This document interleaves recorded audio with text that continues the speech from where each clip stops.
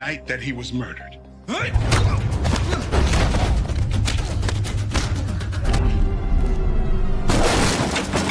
Thank you.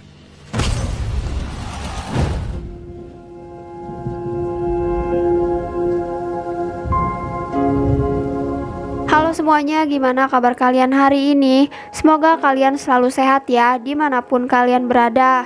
Pada kesempatan kali ini, kita akan membahas film berjudul The Island yang dirilis pada tahun 2023. Film ini bercerita tentang sebuah balas dendam yang dilakukan polisi atas kematian adiknya. Siapakah pelaku tersebut? Ya udah langsung aja kita masuk ke alur ceritanya. Berlatar di sebuah pulau tanpa nama, cerita dimulai saat penyanyi populer diundang menjadi tamu spesial untuk tampil di hadapan seseorang. Dia bernama Nora dan orang yang mengundangnya merupakan pengusaha sukses bernama Alvarez. Pria ini bisa dibilang memiliki segalanya, dari mulai kekayaan ataupun kekuasaan pada berbagai sektor di pulau, sehingga membayar penyanyi sekelas Nora bukanlah masalah baginya.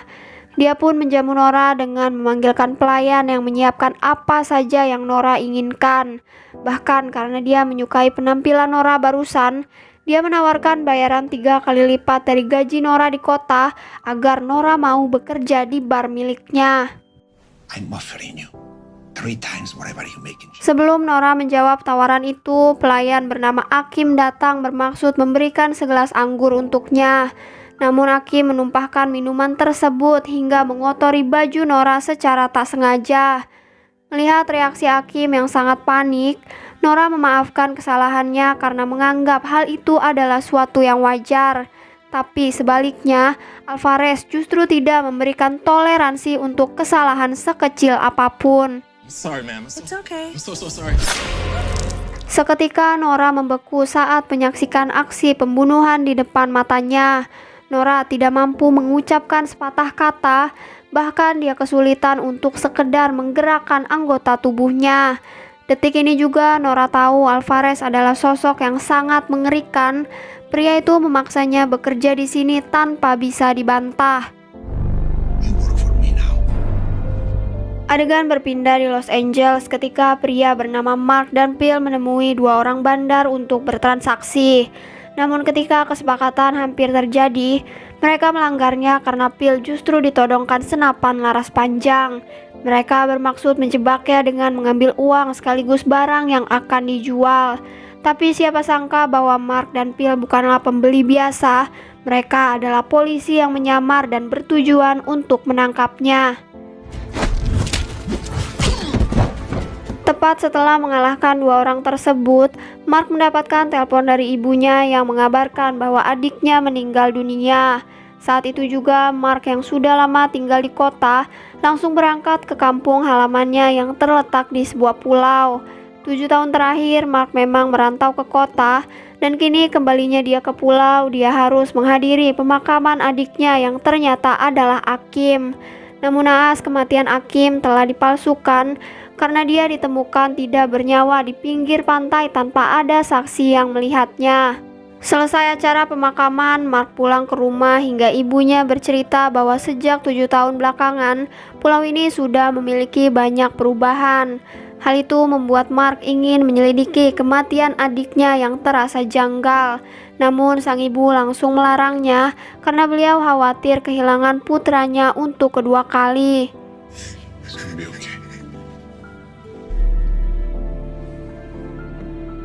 Disitulah Mark semakin curiga hingga dia mendatangi kantor polisi dan bertemu dengan rekan lamanya yang bernama Nate. Dia kebetulan menangani kasus adiknya dan memberikan hasil penyelidikan yang menyatakan tewasnya Akim diduga akibat pengeroyokan sebuah geng. Informasi itu jelas tidak membuat Mark langsung menelannya mentah-mentah. Ia kembali mengorek informasi dari sahabat dekatnya yang bernama Akila, seorang yang berprofesi sebagai pelatih karate. Akila pun mulai memberitahu satu nama yang paling berpengaruh di pulau ini. Dia adalah Alvarez, bos yang memiliki perusahaan konstruksi, bank maupun hotel ternama. Diketahui kurang dari 4 tahun dia berhasil mengendalikan seluruh perekonomian di pulau ini. Hal itu menyebabkan banyak penduduk yang bergantung kepadanya, Salah satunya adalah Akim yang bekerja di bar milik Alvarez. Starting with a visit to this Alvarez. Berbekal informasi ini, Mark ingin menyelidiki siapakah Alvarez dengan mendatangi langsung bar tersebut. Dia pun berhasil menemui Alvarez dan secara belak-belakan bertanya apa yang terjadi dengan adiknya. Tentu saja Alvarez sudah menyiapkan alibinya bahwa Akim pergi setelah bekerja pada shift malam. Mungkin Akim mampir ke bar lain dan berkelahi dengan sebuah geng yang memang cukup berkuasa di sini. Bahkan untuk semakin meyakinkan Mark, Alvarez memberikan alamat bar yang dikatakan menjadi tempat adiknya dikeroyok.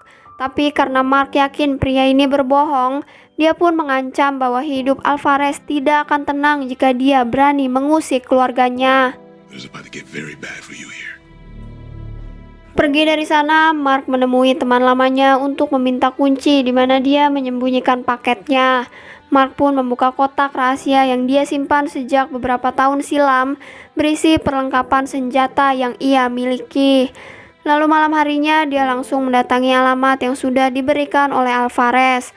Awalnya Mark bertanya baik-baik pada anggota geng di sana tentang kematian adiknya yang diduga berkelahi dengan mereka. Tapi anggota geng langsung mengacungkan pistol ke arahnya, bahkan berani menantangnya hingga terpaksa Mark menggunakan cara kasar untuk menunjukkan siapa dia sebenarnya. Satu demi satu anggota geng tumbang dengan wajah yang rusak, kaki yang patah, dan tubuh penuh darah. Hal itu membuat salah satunya mau mengaku bahwa mereka hanya disuruh untuk meletakkan mayat Akim di pinggir pantai. Dan sebelum Mark sempat pergi, datang 3 orang bersenjata yang melakukan pengejaran terhadapnya. Setelah terlibat baku tembak, pada akhirnya Mark memutuskan melarikan diri karena posisinya terhimpit.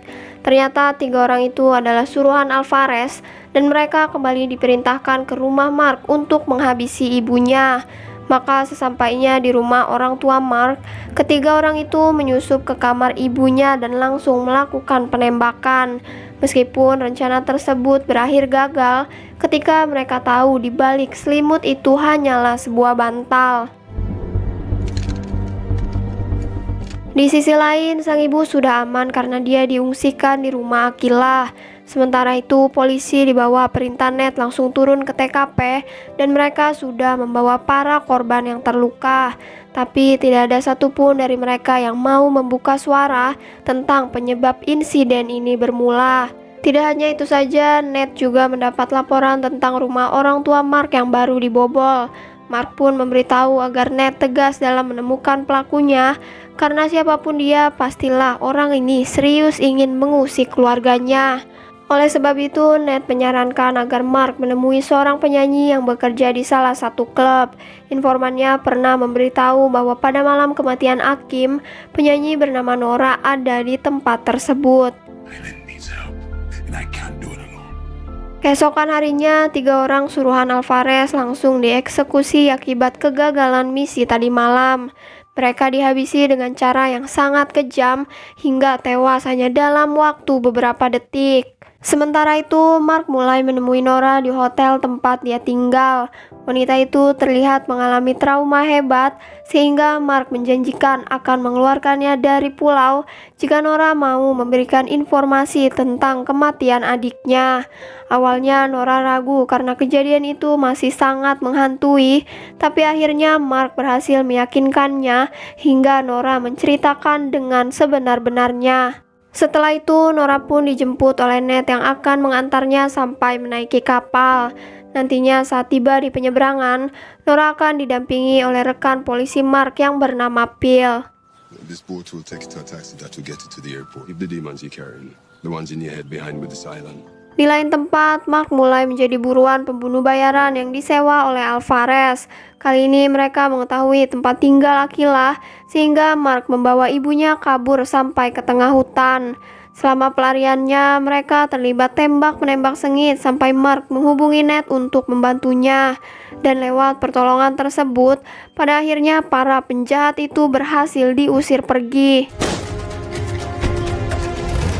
Yo, you good? I'm good. Mom, you okay?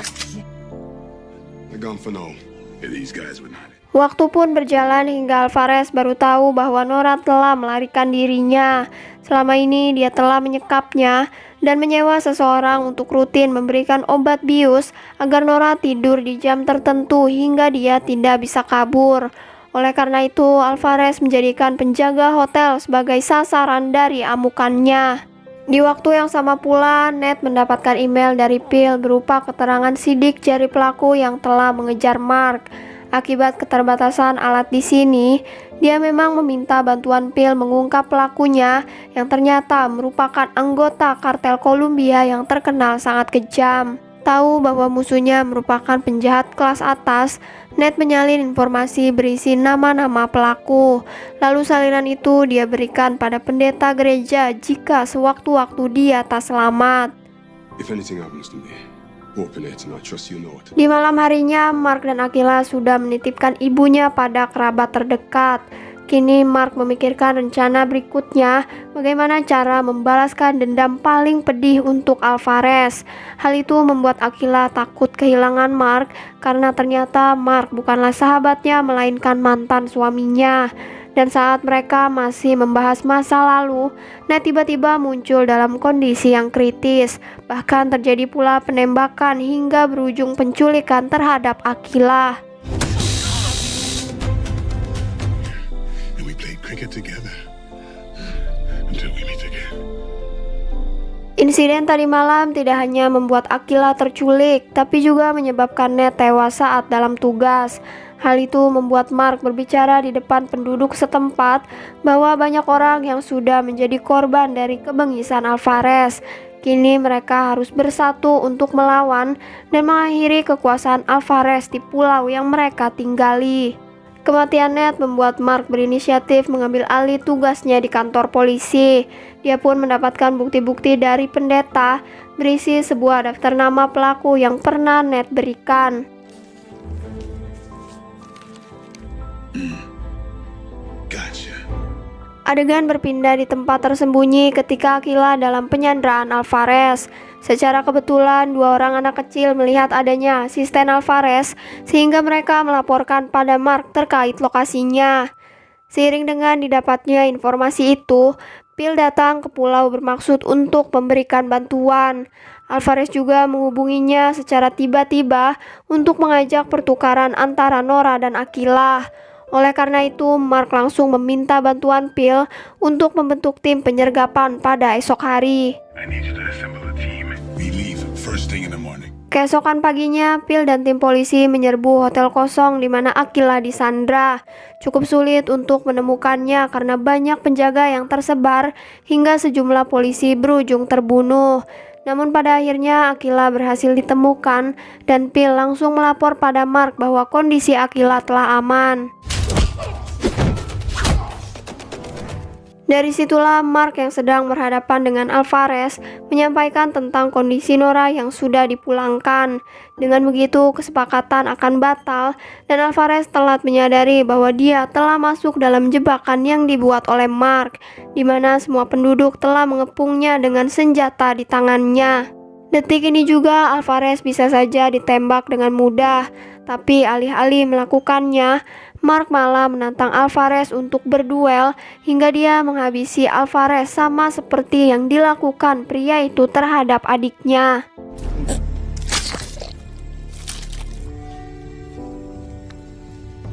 Cerita ini ditutup dengan adegan Mark melamar Akilah dan dia berjanji tidak akan meninggalkan pulau ini selamanya.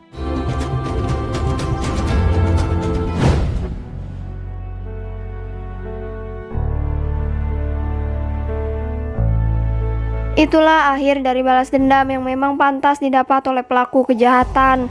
Alvarez sudah melakukan banyak pembunuhan dan kematian itu rasanya memang setimpal dengan semua yang sudah dia perbuat. Sampai di sini dulu video kali ini. Jangan lupa untuk like dan komen dan sampai berjumpa lagi di video berikutnya.